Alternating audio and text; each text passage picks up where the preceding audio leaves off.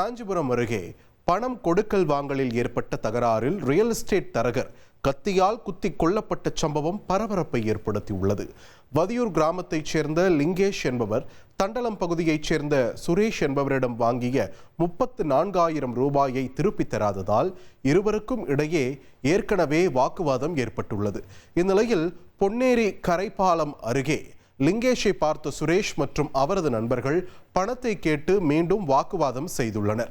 அப்போது சுரேஷுடன் வந்த சரித்திர பதிவேடு குற்றவாளியான சரத்குமார் என்பவர் லிங்கேஷின் கழுத்தில் கத்தியால் குத்திவிட்டு 4 பேரும் தப்பிச் சென்றனர். இதில் காயமடைந்த லிங்கேஷ் காஞ்சிபுரம் அரசு மருத்துவமனையில் சிகிச்சை பலனின்றி உயிரிழந்தார். இந்த சம்பவம் குறித்து வழக்கு பதிவு செய்த போலீசார் தலைமறைவாக உள்ள சுரேஷ் உள்ளிட்ட 4 பேரை தீவிரமாக தேடி வருகின்றனர். கர்நாடகாவில் லாரி மோதி தனியார் பேருந்து தீப்பற்றி எரிந்ததில் 10 பேர் உயிரிழந்தனர்.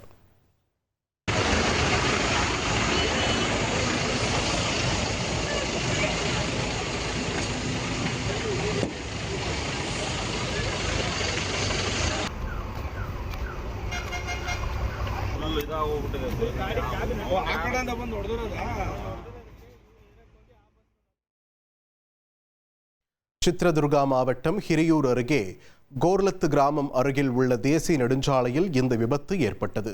பெங்களூருவில் இருந்து கோகர்னா நோக்கி சென்ற தனியார் ஸ்லீப்பர் கோச் பேருந்து மீது பெங்களூரு நோக்கி சென்ற லாரி மோதியது. ஓட்டுநரின் அலட்சியத்தால் சாலை தடுப்பை தாண்டி சென்ற லாரி பேருந்து மீது மோதியதாக கூறப்படுகிறது. இதையடுத்து பேருந்து தீப்பற்றி எரிந்ததில் அதில் பயணம் செய்த 10 பேர் உயிரிழந்தனர். 9 பேர் அதிர்ஷ்டவசமாக உயிர் தப்பினர்.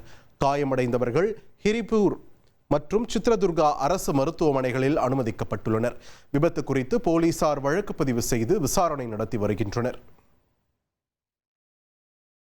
கடலூர் மாவட்டம் திட்டக்குடி அருகே அரசு பேருந்து விபத்திற்குள்ளாகி 9 பேர் பலியான நிலையில் மீண்டும் அந்த இடத்தின் அருகே டிராக்டர் கட்டுப்பாட்டை இழந்து விபத்திற்குள்ளாகி உள்ளது.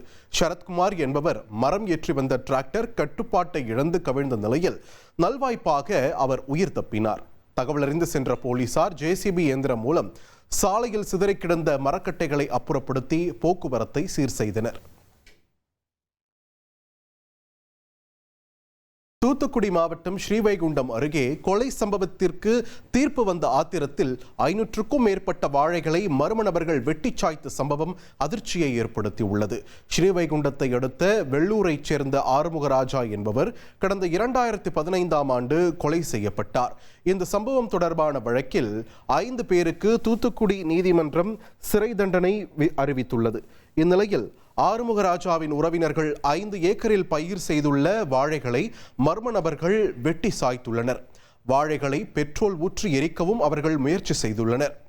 இதனை அறிந்து அதிர்ச்சி அடைந்த ஆறுமுகராஜாவின் சகோதரர் இளையராஜா குற்றவாளிகளின் உறவினர்கள் இந்த செயலில் ஈடுபட்டதாக ஸ்ரீவைகுண்டம் காவல் நிலையத்தில் புகார் அளித்துள்ளார்.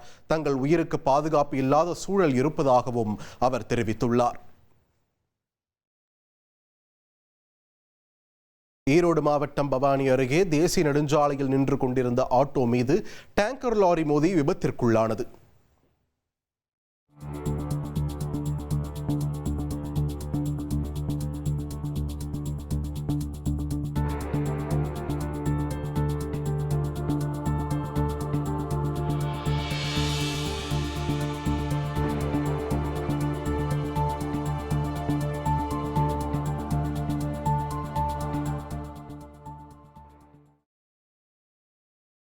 பவானி நோக்கி சென்று கொண்டிருந்த ஆட்டோவில் இருந்து தண்ணீர் பாட்டில் விழுந்தது. ஆட்டோவை சாலையிலேயே நிறுத்திய நிலையில் பின்னால் வந்த டேங்கர் லாரி பலமாக மோதியது. இதையடுத்து சாலையோர கடைகளில் நிறுத்தப்பட்டிருந்த இருசக்கர வாகனங்கள் மீது ஆட்டோ மோதி நின்ற சிசிடிவி காட்சிகள் வெளியாகியுள்ளன. சேலம் மாவட்டம் எருமபாளையத்தில் ஊதுபத்தி ஆலையில் பயங்கர தீ விபத்து ஏற்பட்டதால் பரபரப்பு ஏற்பட்டது.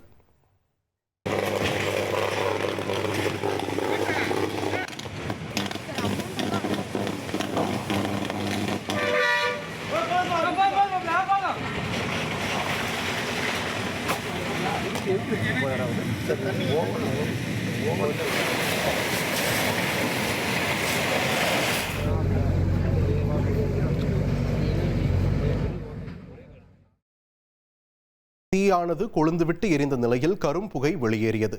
அப்போது அருகில் இருந்த எலக்ட்ரிக் லைனிலும் தீ பரவியதால் பதற்றமான சூழல் ஏற்பட்டது. தகவலறிந்து வந்த செவ்வாய்ப்பேட்டை தீயணைப்பு வீரர்கள் சுமார் 3 மணி நேரம் போராடி தீயை அணைத்தனர். விபத்தில் ஊதுபத்தி ஆலை ஊழியர்கள் அதிர்ஷ்டவசமாக உயிர் தப்பினர். எனினும் பல லட்சம் ரூபாய் மதிப்பிலான ஊதுபத்திகள் மற்றும் உபகரணங்கள் தீயில் எரிந்து சேதமடைந்தன. தீ விபத்து குறித்து போலீசார் விசாரணை நடத்தி வரும் நிலையில் மின்கசிவு காரணமாக தீப்பற்றி இருக்கலாம் என முதற்கட்ட விசாரணையில் தெரிய வந்துள்ளது. கேரள மாநிலம் திருவனந்தபுரத்தில் நவீன தொழில்நுட்ப வசதிகளுடன் வீட்டில் கஞ்சா செடி வளர்த்த பட்டதாரி இளைஞரை போலீசார் கையும் களவுமாக கைது செய்தனர். இது தொடர்பாக வந்த ரகசிய தகவலின் பேரில் போலீசார் அந்த வீட்டிற்கு சென்று சோதனை மேற்கொண்ட போது அங்கு பட்டதாரி இளைஞர் ஏர் கூலர் வசதியுடன் கஞ்சா செடியை வளர்த்து வந்தது தெரிய வந்தது. நாகை கீழ்வேலூர் கடை தெருவில் வெறிநாய் கடித்ததில் 8 பேர் பலத்த காயங்களுடன் சிகிச்சை பெற்று வருகின்றனர். இதில் ஜெயராமன் என்பவரின் கீழ் உதட்டை வெறிநாய் கடித்து பீத்துள்ளது. நீலா என்ற பெண்ணின் தலையிலும் மற்ற நபர்களின் கை கால்களிலும் வெறிநாய் கடித்து குதறியுள்ளது. இதுகுறித்து பேரூராட்சி நிர்வாகம் நடவடிக்கை எடுக்கவில்லை என மக்கள் குற்றம் சாட்டியுள்ள நிலையில் வெறிநாய் மக்களை கடித்த சிசிடிவி காட்சிகள் வெளியாகியுள்ளன.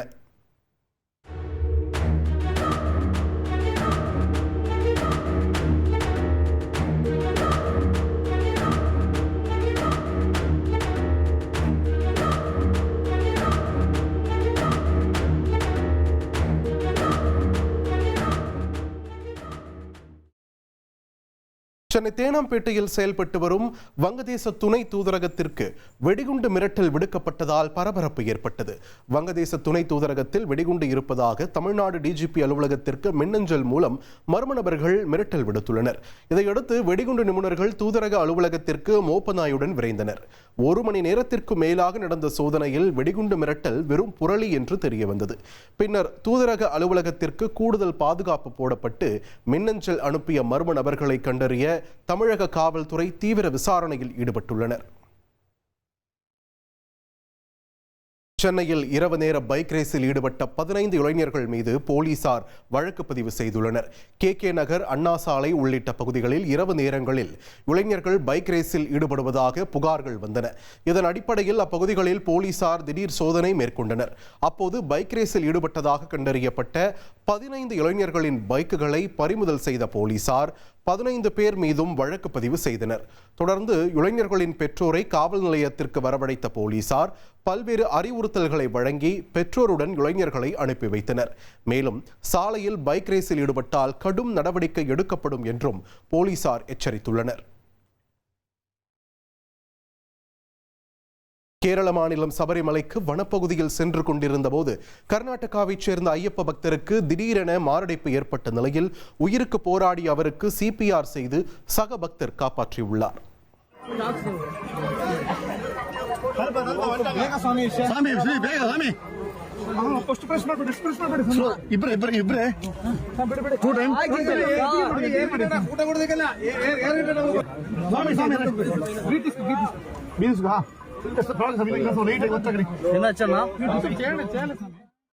தருமபுரி மாவட்டம் பென்னாகரம் அருகே ஒகேனக்கல் வனப்பகுதி சாலையில் வேன் கவிழ்ந்து விபத்திற்குள்ளானதில் 20க்கும் மேற்பட்டோர் காயமடைந்தனர். தீர்த்தமலையைச் சேர்ந்த 23 பேர் ஒகேனக்கல்லுக்கு உறவினர் மறைவை ஒட்டி 2 டிராவல்ஸ் வாகனத்தில் சென்றனர். ஒகேனக்கல் பகுதியில் வளைவில் கட்டுப்பாட்டை இழந்து ஒரு வேன் கவிழ்ந்தது. காயமடைந்தவர்கள் ஆம்புலன்ஸ் மூலம் மீட்கப்பட்டு பென்னாகரம் அரசு மருத்துவமனையில் சிகிச்சைக்காக கொண்டு செல்லப்பட்டனர்.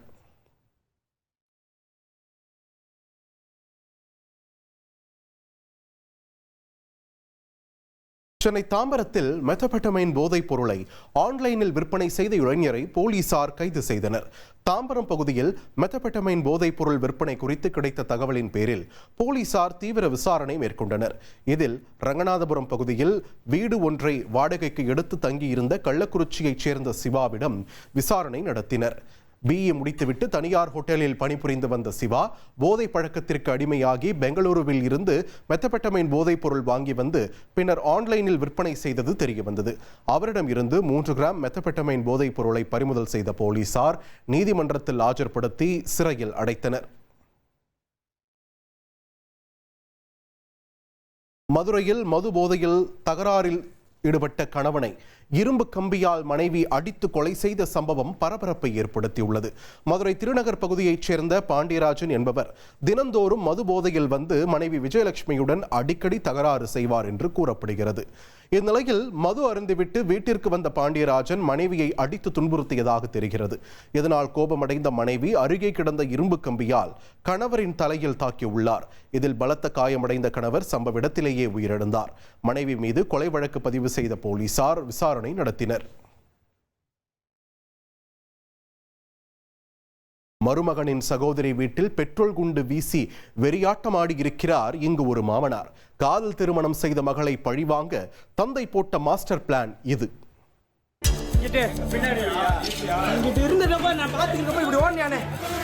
தீயில் கருகிய 32 சவரன் தங்க நகை.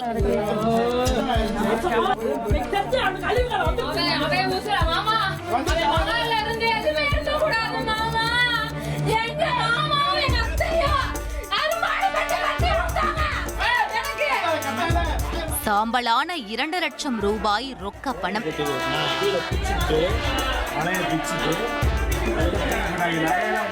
எரிந்து நாசமான ஆடை, அணிகலன், பர்னிச்சர்கள்.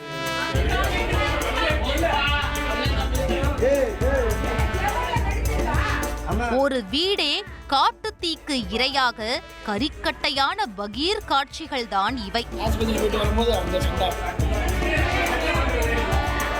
வியர்வை சிந்தி உழைத்து சம்பாதித்த அத்தனையும் இப்படி கண்முன்னே கருகி கிடப்பதை பார்த்து யாரால் தான் தாங்கிக் கொள்ள முடியும்?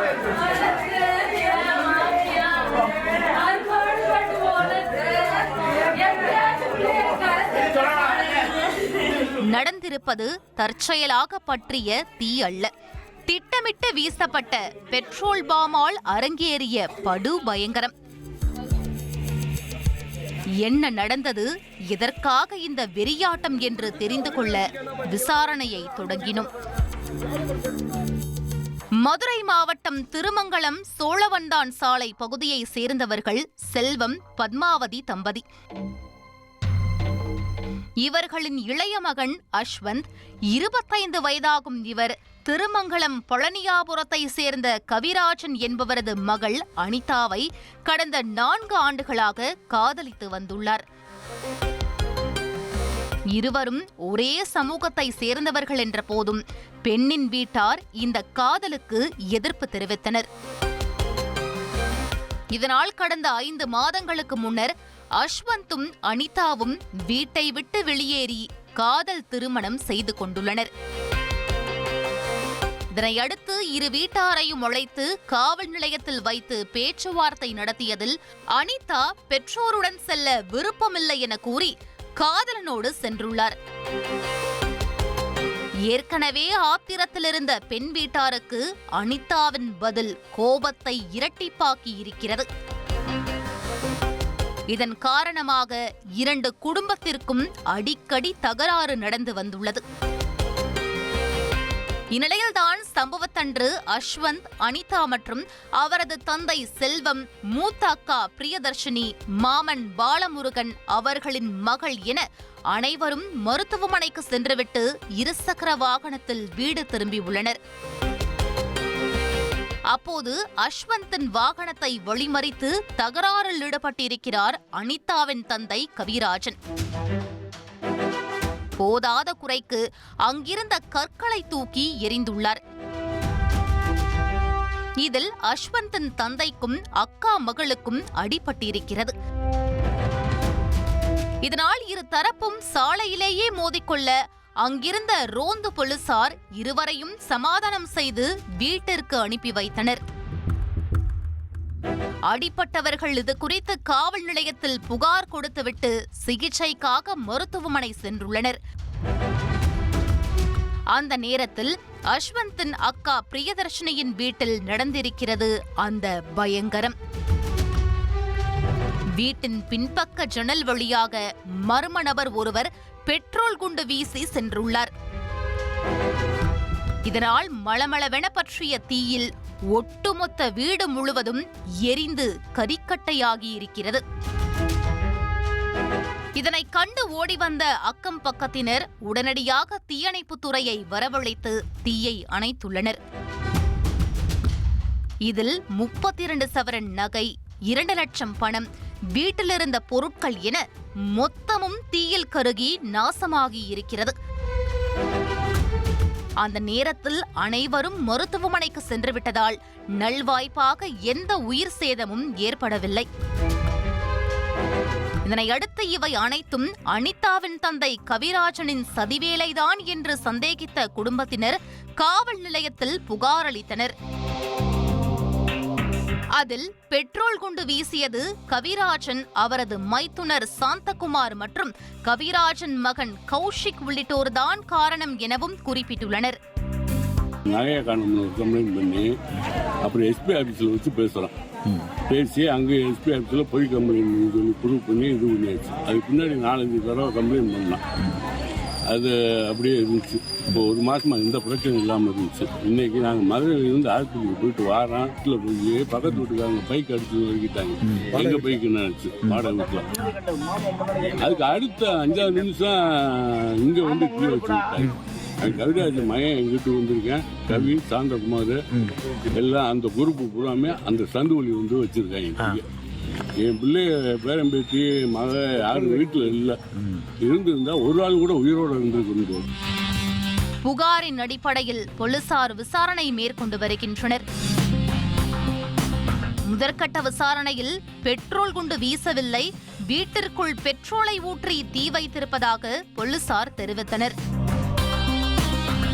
காதல் திருமணத்தால் ஏற்பட்ட முன்விரோதம் காரணமாக வீட்டில் பெட்ரோல் குண்டு வீசிய சம்பவம் திருமங்கலத்தில் பெரும் பரபரப்பை ஏற்படுத்தியுள்ளது.